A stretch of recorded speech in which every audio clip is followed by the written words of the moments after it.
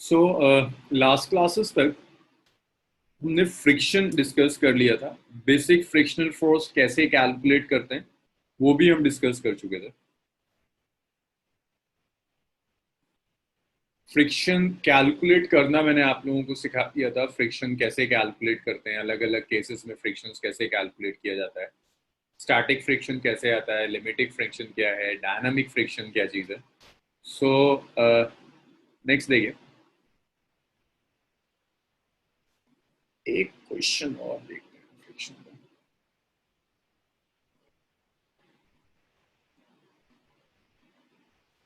अब सीखो कि फ्रिक्शन के साथ साथ हम एक्सिलरेशन कैसे कैलकुलेट करेंगे। जैसे मैंने आपको एक ब्लॉक दिया हुआ है, the mass of the block is 2 kg। इस हाँ, अंश में करूंगा, उसे डिस्कस मैं कर दूंगा। उसमें थोड़ा सा आगे बढ़ा दूं, फिर उसके बाद 5.32 और 5.33 मैंने नहीं कराया था, मैं भी करा दूंगा। एक फोर्स एक्ट कर रही है, अ फोर्स ऑफ 100 न्यूटन।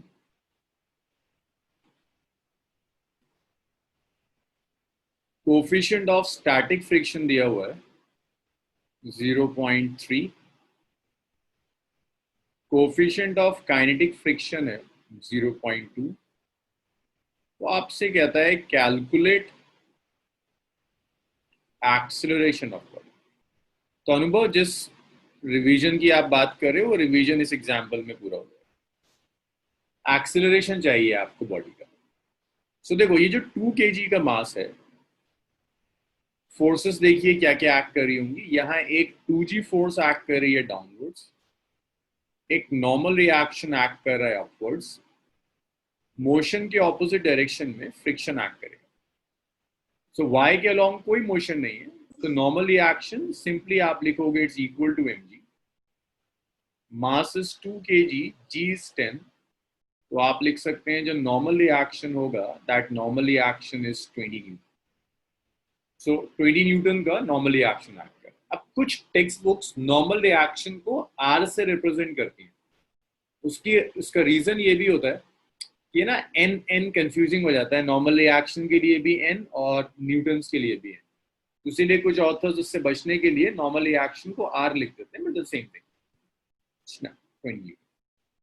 जब आप स्टैटिक फ्रिक्शन कैलकुलेट करोगे, ये होगा mu S multiplied by N. Mu S is 0.3, N is 20। तो static friction is 6 newton. Force of static friction is 6 newton. जब आप काइनेटिक फ्रिक्शन कैलकुलेट करेंगे, that's mu K multiplied by N. Force of kinetic friction is 0.2.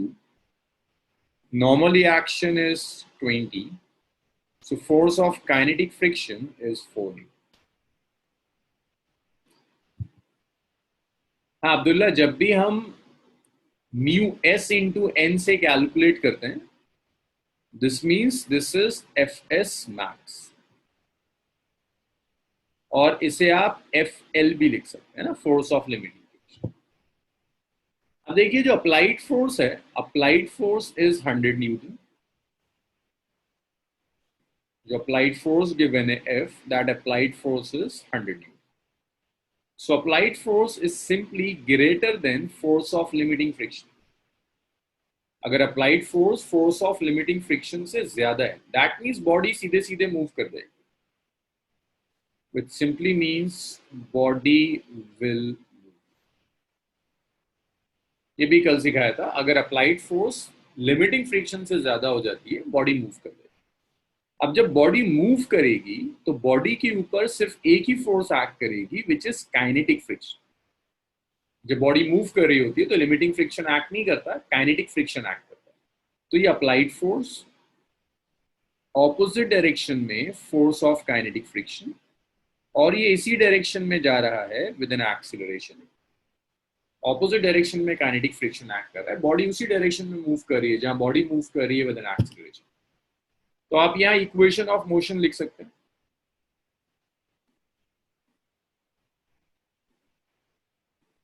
उसको ऐसे लिख सकते हैं, applied force minus force of kinetic friction. Motion के direction को पॉजिटिव ले लो, मोशन राइट में है तो F पॉजिटिव होगा, काइनेटिक फ्रिक्शन नेगेटिव होगा, 2 इंटू ए। अब सारी वैल्यूज रख दीजिए।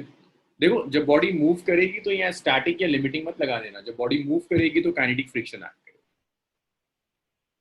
वैल्यूज रख दीजिए। देखिए अप्लाइड फोर्स कितनी है, applied force is 100, kinetic friction कितना, it's 4 which is 2 into it. So 100 minus 4, that's 96 is 2. So यहाँ से A आ गया, A is 48 मीटर पर सेकेंड स्क्वायर। तो यहाँ जो एक्सेलरेशन होगा, that acceleration is 48 मीटर पर सेकेंड स्क्वायर। इसी टाइप की क्वेश्चंस में एक क्वेश्चन और आ जाता है। एक ब्लॉक है आपके पास 10 kg का,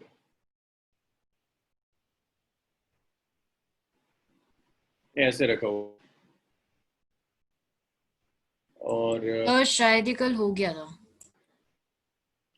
नहीं ये नहीं, स्टैटिक फ्रिक्शन है 0.3, काइनेटिक फ्रिक्शन है 0.2। आपको एक्सेलरेशन ऑफ ब्लॉक कैलकुलेट करना। कल मैंने फ्रिक्शंस कैलकुलेट करवा के छोड़ दिया था, आपको ब्लॉक का एक्सेलरेशन चाहिए। यहां से आप जो फोर्स लगा रहे हैं, दैट फोर्स इज 100। यहां ये जो सरफेस है,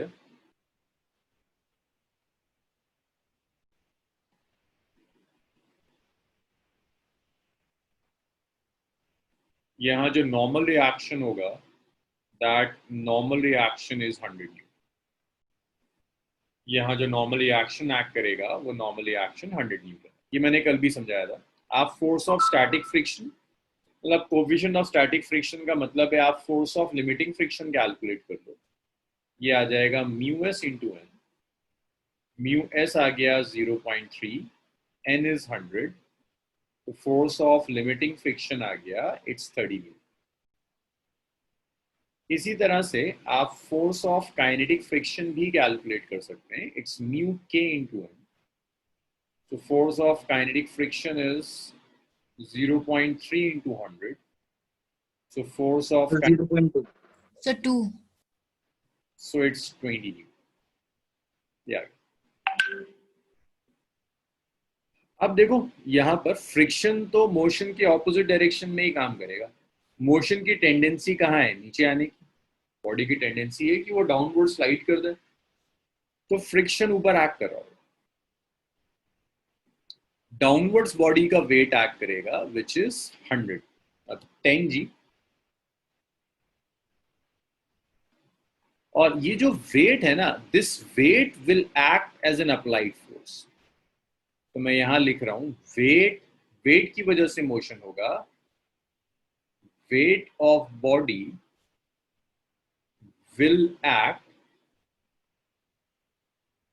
एज अप्लाइड फोर्स।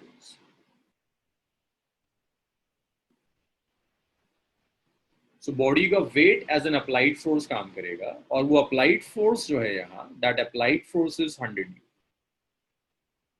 अब देखिए लिमिटिंग फ्रिक्शन 30, अप्लाइड फोर्स है, force is greater than maximum friction. That means body move कर जाएगी।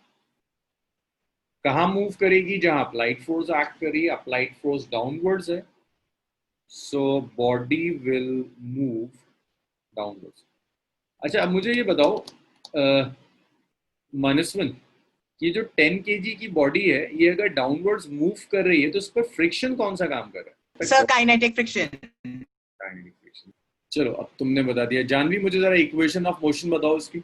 ये एफबीडी मैंने बना दिया, इक्वेशन ऑफ मोशन बताओ कैसे लिखेंगे। Sir 100 minus fk is equals to 2 into a. 10 into, तो kinetic friction is 20, it's 10a, it's 80 is 10a। Mass 10 kg है, 2 kg नहीं। So acceleration is 80 by 10, so acceleration is 8 meter per second. अच्छा, अब्दुल्ला का question है, अगर हम kinetic friction applied force के opposite ले लें तो करेक्ट होगा। हाँ, तो ऑपोजिट क्या एक्स एक्सिस के अलोंग कह रहे हो अब्दुल्ला? अब्दुल्ला क्या तुम सर एक्सिस के अलोंग? एक सर सेकंड, नहीं नहीं नहीं अब्दुल्ला, यहां नहीं एक्ट करेगा। देखो, फ्रिक्शन सरफेस पर एक्ट करती है, ये है कांटेक्ट, तो फ्रिक्शन यहां एक्ट करेगा, लिमिटिंग भी यहां एक्ट करेगा, इधर मत ले लेना।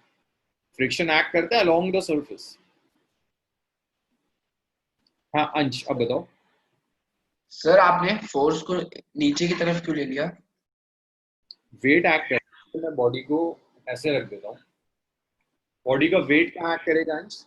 सर नीचे। तो यही वेट है, इसी को मैं फोर्स कह रहा तो हूँ। मतलब सर हम मास मतलब 10 g लिखे तो फोर्स लिखे, बात तो एक ही हो रही है। हाँ, 10G को ही हम अप्लाइड फोर्स कह रहे हैं। जो वेट है ना, जिसकी वजह से मोशन होता है, उसे अप्लाइड फोर्स कहते हैं। तो यहाँ बॉडी के वेट को ही मैं अप्लाइड फोर्स कह रहा हूँ। ठीक है सर। तो वो एक ही चीज है, इसी को मैंने अप्लाइड फोर्स कह दिया, यही अप्लाइड। ओके भाई और कुछ से तो बताइए। हाँ हाँ, क्या सर? ये पूछना था सर, वो ब्लॉक वॉल पे एक फ्रिक्शनल फोर्स जो नीचे की ओर लगाएगा ना सर? वॉल पर नीचे या पर? ब्लॉक वॉल पे। हाँ, वॉल पर नीचे की तरफ लगाएगा, बिल्कुल। तो फिर वॉल नीचे क्यों नहीं जाता सर? पूरा शायद फोर्स कौन सा आगेगा, इससे रोकेगा सर? कंक्रीट से, सीमेंट से फिक्स करा हुआ है वॉल को। अगर वॉल फिक्स नहीं होती तो नीचे चली जाती। ये बिल्कुल वैसी है कैस्पल। अगर मैं इस पेन को रिलीज करता हूँ, ये पेन नीचे क्यों जा रहा है कैस्पल? ग्रेविटी। कौन अप्लाई कर रहा है इस पर? अर्थ। डाउनवर्ड्स अप्लाई कर रहा है। Yes sir. इसका रिएक्शन अर्थ पर एक्ट कर रहा होगा। होगा सर। कहाँ एक्ट करेगा? अपवर्ड्स। अर्थक्वेक क्यों नहीं आया? छोटा है ये। नहीं, ये छोटा नहीं है, अर्थ बड़ा है। फोर्स तो उतनी एक्ट कर रही है। अगर ये 10 न्यूटन की फोर्स से नीचे जा रहा है तो अर्थ भी 10 न्यूटन से ऊपर लग रही है। लेकिन अर्थ का मास इतना बड़ा है कि एक्सेलरेशन कुछ भी नहीं। सेम रीजन है, बड़ी वॉल है। छोटा होता तो नहीं। मतलब नॉर्मल रिएक्शन कह सकते हैं कि वो काइनेटिक फ्रिक्शन नीचे और ये अर्थ के ऊपर टच में होगा, तो इसलिए नॉर्मल रिएक्शन वॉल को बैलेंस कर रहा होगा। नहीं नहीं नहीं, नॉर्मली एक्शन कैसे बैलेंस कर जाएगा? देखो, फ्रिक्शन तो यार नीचे जा रहा है। पर ये वॉल सरफेस के कांटेक्ट में होगा ना सर, नीचे अर्थ के? हाँ, अर्थ के कांटेक्ट में है। तो इसको फोर्स को बैलेंस करने वाला नॉर्मल कह सकते हैं? नहीं, परपेंडिकुलर फोर्स इसे थोड़ा ना बैलेंस कर सकती। इसे बैलेंस करने के लिए तो ऊपर वाली फोर्स आएगी। अगर कोई चीज नीचे एक्ट कर रही है, उसे आप बैलेंस करना चाहते हैं तो ऊपर होगी। तो ऊपर भी नॉर्मली एक्शन एक्ट कर रहा होगा भाई। वॉल कहीं तो कांटेक्ट में होगी, जहाँ यस सर। शीट के साथ कांटेक्ट में है वो ऊपर नॉर्मली एक्शन दे रहा होगा, वो इसे बैलेंस कर। अच्छा, okay sir, thank you. 5.36 solve करते हैं, जरा इसे पढ़ो। Question number 5.36। इसका मतलब है कि 100 न्यूटन एक्स एक्सिस के अलोंग लगाएं और वाई एक्सिस दोनों एक है, बिकॉज दिया तो ऐसे।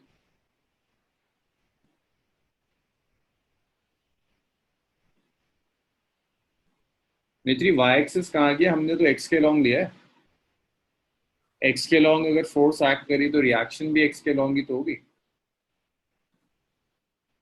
मित्री, अगर फोर्स, और नहीं सर, मैं ये बोल रही थी कि आपने जो क्या कहते हैं फोर्स न्यूटन मतलब फोर्स उसके क्या कहते हैं परपेंडिकुलर लगाई थी। मैं ये बोल रही थी कि अगर हम लोग उसके एक्स वाई एक्सिस से भी लगाते तो वो सेम ही आता ना। देखिए सुनिए, नॉर्मल रिएक्शन कौन अप्लाई करता है? कहीं से भी आ जाता है या जब कांटेक्ट होगा तब आएगा? कांटेक्ट से। सो अभी तो एक ही कांटेक्ट था, तो एक ही नॉर्मल रिएक्शन है, राइट? Yes sir. अगर आप यहाँ कांटेक्ट बना दें, मैंने क्वेश्चन में नहीं बनाया था, लेकिन आप यहाँ भी कांटेक्ट बना दो तो आप ठीक है, यहाँ से भी नॉर्मल रिएक्शन एक्ट कर जाएगा। तो दो फ्रिक्शंस आएंगी, एक फ्रिक्शन इस सरफेस पर भी एक्ट करेगी, एक फ्रिक्शन इस सरफेस पर एक्ट करेगी। दो फ्रिक्शंस हो जाएंगे, दो नॉर्मल रिएक्शंस हो जाएंगे। Okay sir. तो भाई क्वेश्चन नंबर 36 सॉल्व करना है, इसे साथ में सॉल्व करेंगे। इसमें साइमल्टेनियसली सूडो फोर्स और फ्रिक्शन दोनों के कॉन्सेप्ट्स यूज करते हैं।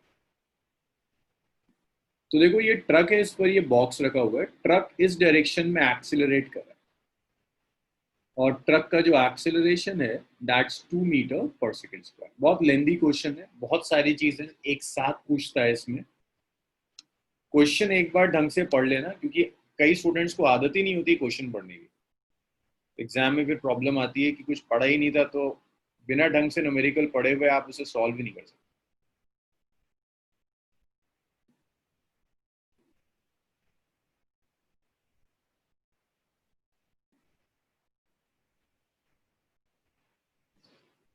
अब मुझे बताइए, ये जो बॉक्स है, इस बॉक्स के ऊपर क्या कोई सूडो फोर्स काम करेगी? ऑब्जर्वर यहां खड़ा हुआ है,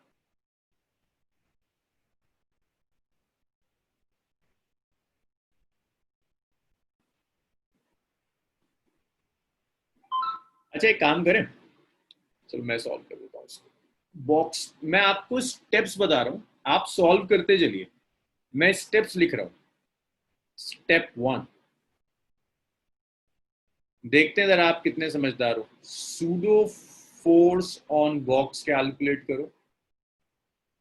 स्टेप 2, फ्रिक्शन जो बॉक्स पर एक्ट करेगी वो फ्रिक्शन कैलकुलेट करो। और एक रिक्वेस्ट है, कोई भी इतनी समझदारी ना दिखाए कि नेट से एनसीईआरटी के सॉल्यूशंस खोले कहीं से और देख ले। अगर आप ऐसा कर रहे हैं तो इट्स वेस्टेज ऑफ टाइम, आपका टाइम वेस्ट हो रहा है, कोई फायदा नहीं हो, सीख नहीं पाएंगे आप।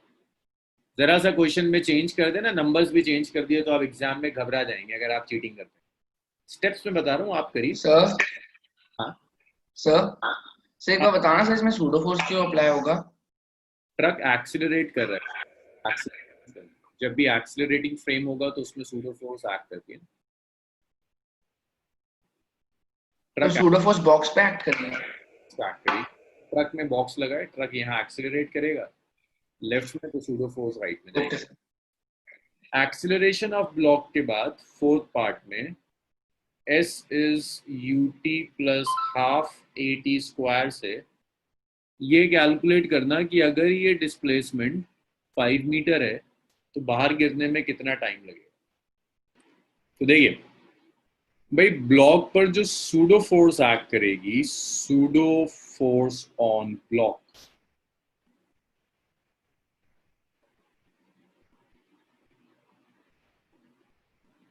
F pseudo. सो ब्लॉक पर सूडो फोर्स एक्ट करेगी, that's mass of block multiplied by the acceleration of truck. Pseudo force ऐसे लिखते हैं ना, बॉडी का मास और फ्रेम का acceleration. Mass of block into acceleration of truck. तो ब्लॉक पर जो सूडो फोर्स एक्ट कर रही है, ब्लॉक का मास है 40 kg, ट्रक का एक्सिलरेशन है 2, तो सूडो फोर्स आ गई 80 न्यूटन। ये सूडो। अब देखिए, अब ये जो ब्लॉक पर सूडो फोर्स राइट लेफ्ट में एक्ट करेगी तो ब्लॉक धीरे धीरे पीछे जाना शुरू करेगा। अगर मोशन राइट में है तो बैकवर्ड एक फ्रिक्शनल फोर्स एक्ट करेगी, बॉक्स पर फ्रिक्शन एक्ट करेगा क्योंकि ट्रक की सरफेस रफ है, तो फ्रिक्शन आप ऐसे लिख सकते हैं म्यू एन, और ये अब कई बार हो गया है mg। हाँ दिव्यांशी, ठीक है आंसर, गुड। तो mu is 0.15, mass is 40, g is 10, so it's 40 into 1.5, so that is 60 Newton. so box पर जो फ्रिक्शन एक्ट कर रहा है, दैट फ्रिक्शन इज 60 न्यूटन।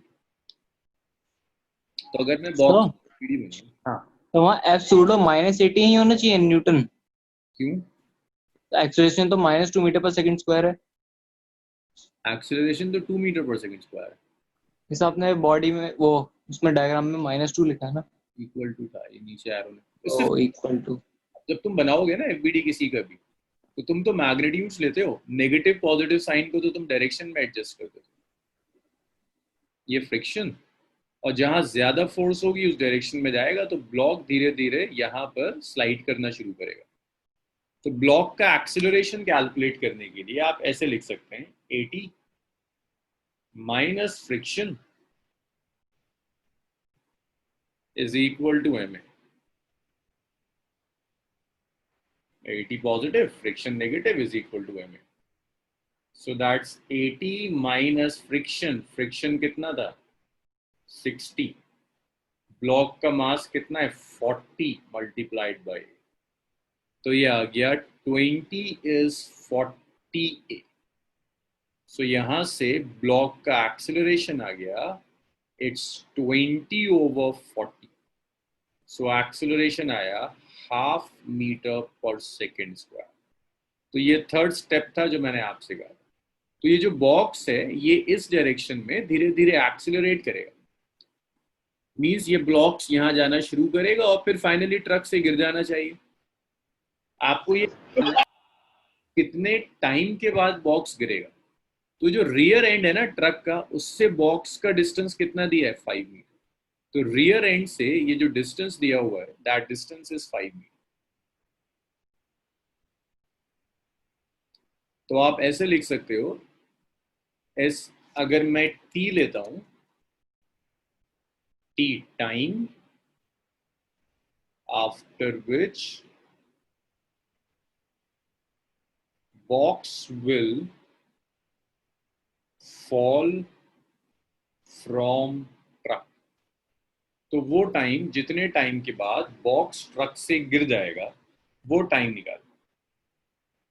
आप इसे यूज कर लीजिए. S is ut plus half at square.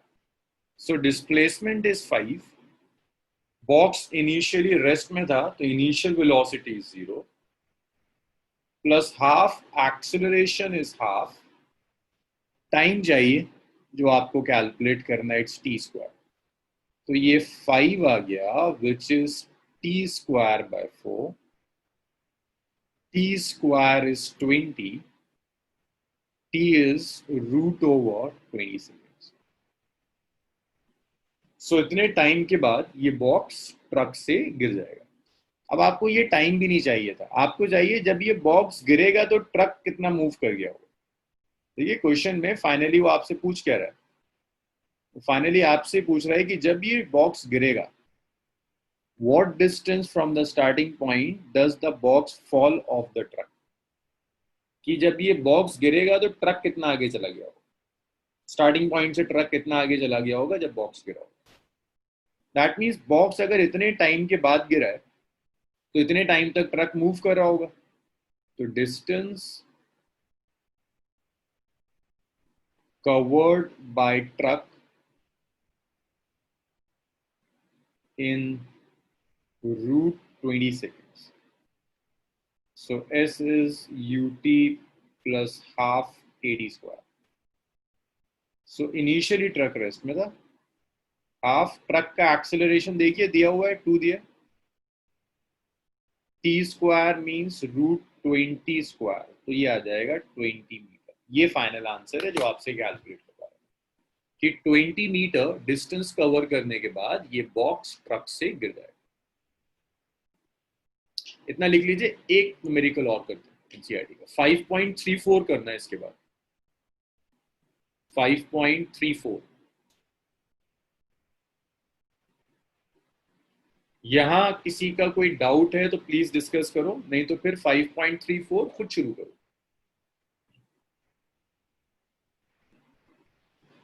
देखिए इसको वो पार्टीशन कह रहा है, दिस इज द पार्टीशन. ये जो वॉल लगा रखी है ना, इसको उसने पार्टीशन कहा. तो ये ब्लॉक्स के मासेस गिवन है ए और बी का. ए का मास है 5 kg, बी का मास है 10 kg. तो इसे मैं एक बार और यहाँ ड्रॉ कर रहा हूँ. क्वेश्चन ना थोड़ा सा मिनिमाइज कर रहा हूँ, मुझे जगह चाहिए बहुत. क्वेश्चन तो आप लोगों ने पढ़ लिया ना.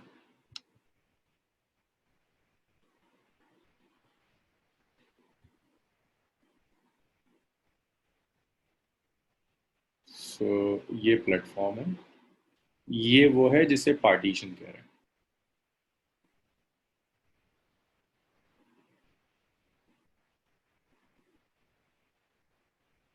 This is block A and this one is block B. ये ब्लॉक ए है 5 kg का, ये ब्लॉक बी है 10 kg का, जिसके ऊपर आप यहां से एक फोर्स अप्लाई कर रहे हैं, जो force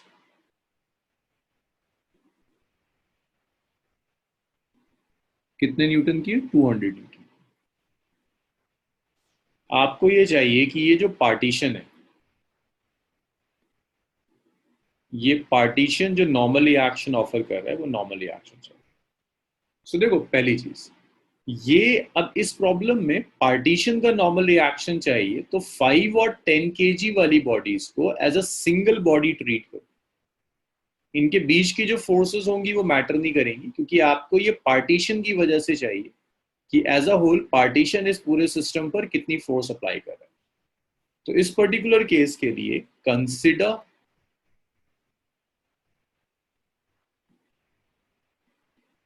partition, not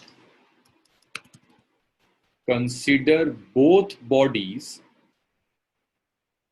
as a system। दोनों बॉडीज को एक सिस्टम मान लो, जिस सिस्टम का मास है 5 + 10 = 15 kg। तो यहां पर इस पूरे सिस्टम का वेट एक्ट कर रहा होगा 15 g, ऊपर नॉर्मल रिएक्शन n एक्ट करेगा। इसको मैं n1 कह देता हूं क्योंकि इसे मैंने n लिया होगा। तो नॉर्मल रिएक्शन n1 आ जाएगा 15 g के इक्वल। g की वैल्यू 10 होती है, सो इट्स 150। फ्रिक्शन कैलकुलेट कर लीजिए, फ्रिक्शन म्यू n होगा। उसने कहा हुआ है दोनों फ्रिक्शन सेम है, म्यू है 0.15 मल्टीप्लाइड बाय 150, तो ये आ गया 2.5। ये फ्रिक्शन आ गया। हाँ युवराज, अब सही है। तो अब देखो, अगर इस 15 केजी वाले का मैं एफबीडी बनाऊं, मास है 15 केजी, एक्स एक्सिस से 200 न्यूटन एक्ट कर रही, पार्टीशन से एक नॉर्मल रिएक्शन एन एक्ट कर रहा है, मोशन की टेंडेंसी राइट साइड की है, इसलिए लेफ्ट में फ्रिक्शन एक्ट कर रहा होगा, और ये कहीं नहीं जा रहा, that means acceleration is 0। Partition लगा है तो कोई एक्सिलरेशन। इक्वेशन अब किसी को भी पॉजिटिव ले लो, जब मोशन ही नहीं हो रहा। मैं इसे पॉजिटिव ले लेता हूँ, तो ये नेगेटिव हो जाएगा, ये भी नेगेटिव हो जाएगा। आप इक्वेशन ऐसे लिखोगे, 200 माइनस फ्रिक्शन माइनस n = 0। अगर आपने राइट वाले को पॉजिटिव ले लिया तो लेफ्ट वाला नेगेटिव होगा। 200 पॉजिटिव है, फ्रिक्शन भी नेगेटिव है, और ये जो नॉर्मल रिएक्शन होगा जो पार्टीशन ऑफर करेगा वो भी negative. So it's 200 minus 22.5 minus normal reaction is 0। तो 200 minus 22.5 कितना आ गया? 80, 180, 177.5 is normal reaction। इतना normal reaction एक्ट कर जाएगा।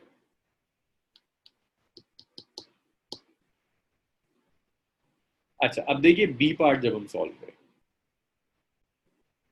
बी पार्ट में आपसे क्या कह रहा है, जो दो ब्लॉक्स हैं इनके बीच में भी तो नॉर्मली एक्शन काम करेगा। ये जो दोनों ब्लॉक्स हैं, इन दोनों ब्लॉक्स के बीच में भी तो नॉर्मली एक्शन काम करेगा। अब वो नॉर्मली एक्शन पूछ रहा है जो इन दोनों ब्लॉक्स के बीच में एक्ट करेगा।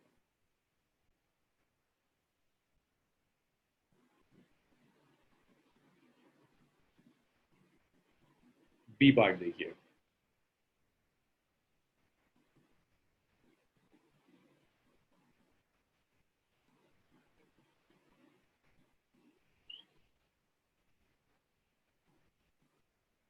भाई एक सब्जेक्ट कराने का एक तरीका और भी होता है फिजिक्स का, कि मैं आपको सिर्फ सीधे सीधे न्यूमेरिकल्स फॉर्मूला बेस कराता जाऊं, ये सारी चीजें छोड़ दूं। तो आप में से कुछ लोग तो खुश रहेंगे, बट एग्जाम में जब ये प्रॉब्लम्स आएंगे तो फिर आप परेशान होंगे। सो ये दो ब्लॉक्स हैं, this is 5 kg, this is 10 kg। अब आपसे पूछ रहा है इनके बीच में जो नॉर्मली एक्शन एक्ट करेगा, कौन सा नॉर्मल इक्वल होगा अब्दुल्ला? अब्दुल्ला मुझे क्वेश्चन नहीं समझ में आ रहा।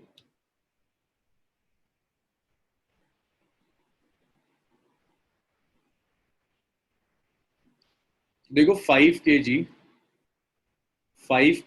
10 kg पर एक नॉर्मल रिएक्शन एक्ट करेगा, अप्लाई करेगा, दैट्स N2। 10 kg 5 kg पर नॉर्मल रिएक्शन अप्लाई करेगा, दैट्स अगेन N2। यहां से आपने फोर्स अप्लाई की, फोर्स ऑफ 200 न्यूटन। मुझे चाहिए N2 कितना होगा। चलिए एक ऑप्शन मैं और दे रहा हूं आप लोगों को, आप लोग ही सॉल्व करके दिखाइए मुझे। ये आप लोग सॉल्व करोगे। अब देखो इन दोनों ब्लॉक्स के बीच में चाहिए आपको, तो दोनों को अलग अलग कंसिडर करना होगा। यहाँ इसका वेट एक्ट कर रहा होगा 5G, यहाँ इसका नॉर्मल रिएक्शन एक्ट करेगा N3। आप एक काम कीजिए, मैं स्टेप्स बता रहा हूं आपको। पहले आप, और यहाँ एक फ्रिक्शन एक्ट कर रही होगी सिर्फ 5G पर। देखिए दोनों पर अलग अलग फ्रिक्शन एक्ट करेंगी। आपको सिर्फ 5 kg को सॉल्व करना है, वहीं से तुम्हें N2 मिल जाएगा। तो आपको मैं स्टेप्स बता रहा हूं, मुझे सॉल्व करके दिखाइए। कि पहले आप फ्रिक्शन कैलकुलेट कीजिए, फ्रिक्शन ऑन 5 kg, फिर उसके बाद N2 कैलकुलेट कर बताइए कितना है। चलिए भाई शुरू हो जाइए। सो अभी आपको इस N2 कैलकुलेट करना है। तो यहां जो N3 नॉर्मल रिएक्शन होगा, ये N3 नॉर्मल रिएक्शन 5G के इक्वल होगा। N3 5G को बैलेंस करेगा, 5 into 10 हो जाएगा, which is 50 Newton. So N3 is 50 Newton.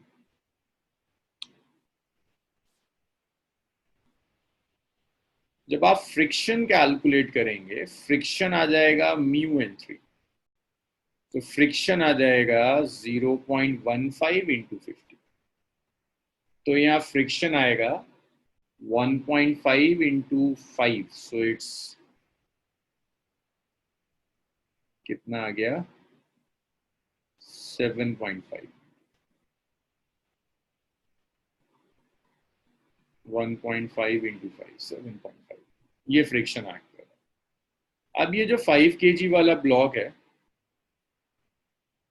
इस पर यहाँ 200 न्यूटन एक्ट कर रहा है। भाई जब आप क्वेश्चंस पूछा करें ना, थोड़ा सा पेशेंस रखा करिए। मतलब ऐसा नहीं हो सकता कि मेरे को समझाते समझाते मैं डाउट्स पर आ जाऊँ। एक बार इसको कंप्लीट कर दूं, फिर मैं डाउट्स लूँ। क्योंकि अगर मैं ऐसे बीच में आने लगा तो कभी किसी के कुछ समझ में नहीं आएगा इस क्लास में। थोड़ा सा पेशेंस रखा करिए, क्वेश्चन पूछिए, 2 मिनट रुकिए, मैं आऊंगा उस पर। और ये मूव नहीं कर रहा, एक्सीलरेशन इज 0, मोशन राइट में है, तो मोशन के बैकवर्ड डायरेक्शन में फ्रिक्शन एक्ट कर रहा हो। अच्छा अंशिका, मुझे जरा इक्वेशन बताओ, इक्वेशन ऑफ मोशन क्या होगी सिस्टम में। ये जो एफबीडी मैंने ड्रॉ करा हुआ है, इसमें इक्वेशन ऑफ मोशन बताइए, इक्वेशन ऑफ मोशन क्या होगा। 200 minus F minus N2 is equal to 0. So this is 200, friction is 7.5, minus N2 is 0. So 200 minus 7.5 is 192.5 is N2. So N2 आ गया 192.5, ये N2।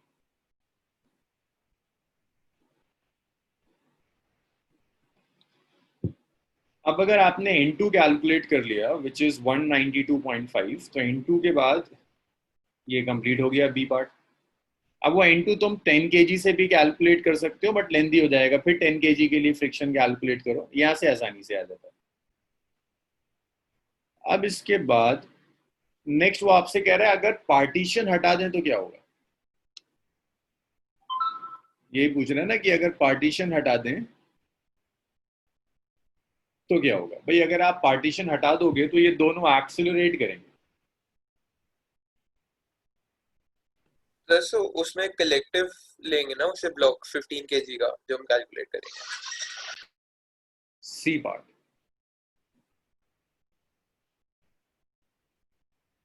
आफ्टर रिमूविंग पार्टीशन,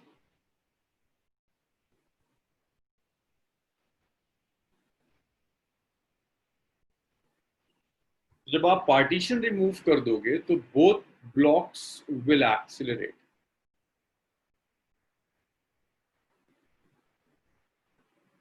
तो इसको आप ऐसे draw कर सकते हैं, अगर मैं एफबीडी बना दूं इस सिस्टम का,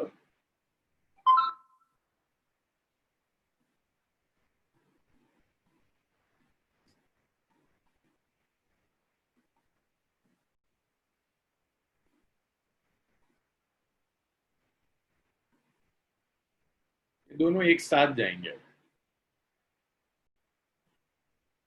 ये 5 kg, ये 10 kg, दोनों एक साथ मूव करेंगे विद सर्टेन एक्सेलरेशन ए, और यहां से इनके ऊपर एक फोर्स एक्ट कर रही है 20 न्यूटन, 200 न्यूटन। कुछ नहीं एक्ट कर रहा, सिर्फ एक फ्रिक्शन काम कर रही है। तो जब आप इक्वेशन लिखोगे, जानवी जरा मुझे इक्वेशन बताओगे, इसकी इक्वेशन ऑफ मोशन कैसे लिखेंगे? Sir, 200 आगे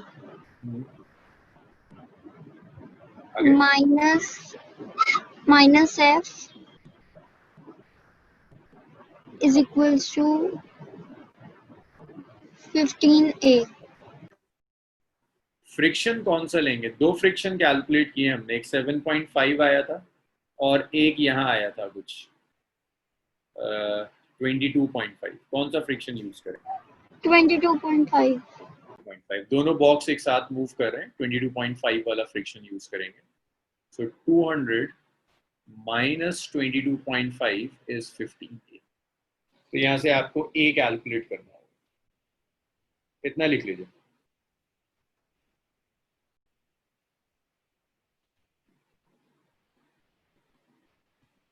यहाँ से A कैलकुलेट कर लीजिए कितना आ रहा है।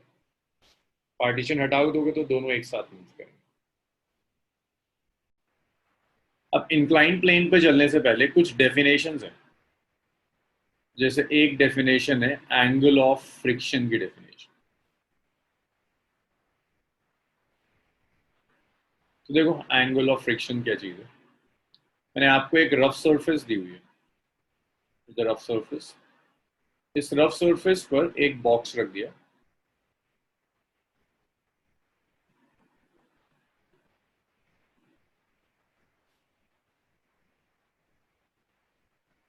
मैं यहां पर फोर्स अप्लाई कर रहा हूं। ऑपोजिट डायरेक्शन में बॉक्स के ऊपर एक फ्रिक्शनल फोर्स एक्ट करेगी। यहां अपवर्ड्स एक नॉर्मल रिएक्शन एक्ट कर रहा है। सो दो फोर्स एक्ट कर रही है, बॉक्स अभी मूव नहीं कर रहा, तो फोर्स ऑफ लिमिटिंग फ्रिक्शन। तो इन दोनों फोर्सेस का एक रिजल्टेंट होगा। रिजल्टेंट के लिए आप पैरेललोग्राम लॉ यूज कर सकते हैं। It's resultant of normal reaction and force of limiting friction. ये रिजल्टेंट है। ये रिजल्टेंट नॉर्मल रिएक्शन के साथ जो भी एंगल बनाएगा, this angle is known as angle of friction. So इसकी डेफिनेशन है, this is force of limiting friction.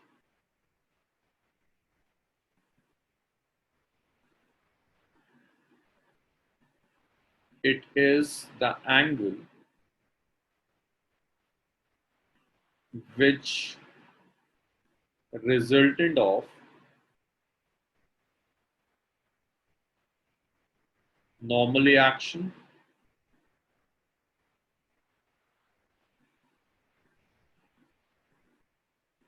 and limiting friction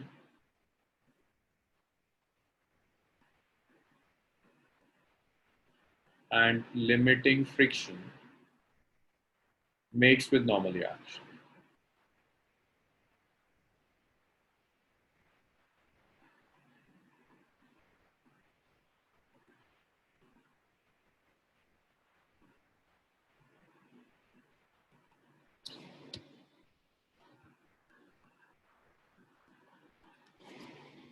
सो इन दोनों का जो रिजल्टेंट होगा वो नॉर्मल के साथ जो भी एंगल बनाएगा, that angle is angle of friction. अंश टेंशन मतलब मैं करा दूंगा, बस मैं थोड़ा सा ना सिलेबस की भी स्पीड बना के रखनी। बहुत एक दिन में अगर मैं एनसीईआरटी की प्रॉब्लम्स कराऊंगा, बिल्कुल सिलेबस पीछे छूट जाएगा। थोड़ा सा पेशेंस रखो, करा दूंगा, उसकी टेंशन मत लो। Friction makes with normal reaction. तो इस एंगल को आपको कैलकुलेट करना है। तो अगर यहाँ में एक राइट एंगल ट्राइंगल बना लो, मैं कहता हूँ this is O, this is P, this is Q. OPQ अगर एक राइट एंगल ट्राइंगल है, इस ट्राइंगल की हर साइड एक वेक्टर को रिप्रेजेंट कर रही है। OP साइड n को रिप्रेजेंट कर रही है, PQ साइड लिमिटिंग फ्रिक्शन को रिप्रेजेंट कर रही है। अगर मैं किसी तरह से ये एंगल कैलकुलेट कर लूं इन ट्राइंगल OPQ, OPQ में हम tan अल्फा कैलकुलेट कर लो। tan अल्फा होता है perpendicular by base, perpendicular is PQ, base is OP, so PQ is force of limiting friction. Base को आप नॉर्मली एक्शन लिख सकते हैं, और फ्रिक्शन क्या होता है, it's mu L multiplied by N divided by N, cancel हो गया, तो यहां से म्यू L आ गया, that mu L is tan alpha. कि कोफिशिएंट ऑफ लिमिटिंग फ्रिक्शन जो होगा वो coefficient of limiting friction tangent of angle of friction के इक्वल है, tangent of angle of friction के इक्वल है।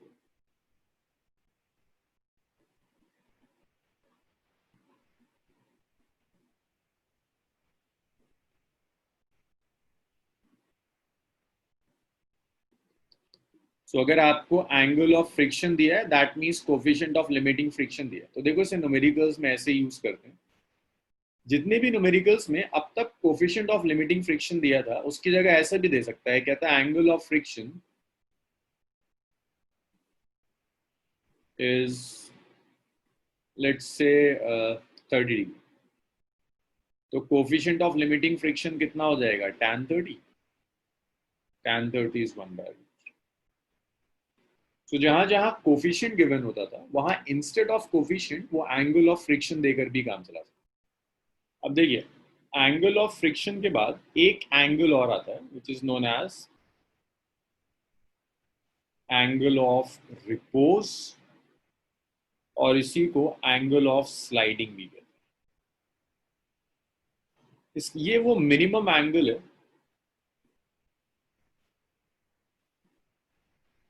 minimum angle of inclination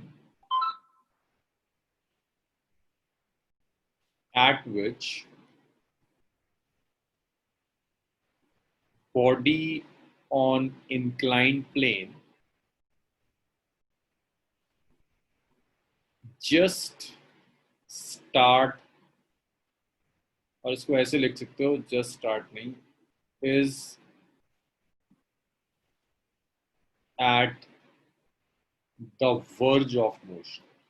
कि इंक्लाइन प्लेन पर जो बॉडी होगी ये वो एंगल है जिस एंगल पर बॉडी जस्ट मूव करने वाली है, जिस एंगल पर बॉडी जस्ट स्लाइड करने वाली है, उस एंगल को आप एंगल ऑफ स्लाइडिंग कहोगे या एंगल ऑफ रिपोज कहोगे।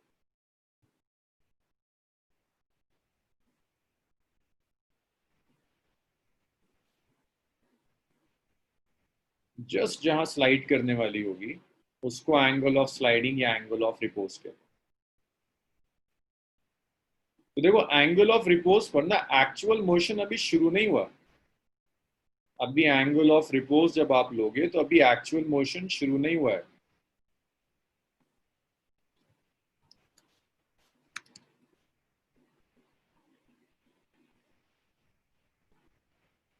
तो ये इंक्लाइंड प्लेन है, ये वो मिनिमम एंगल है जिस मिनिमम एंगल पर बॉडी जस्ट स्लाइड करना शुरू कर देती। तो यहाँ आपने इसको ऐसे रख दिया,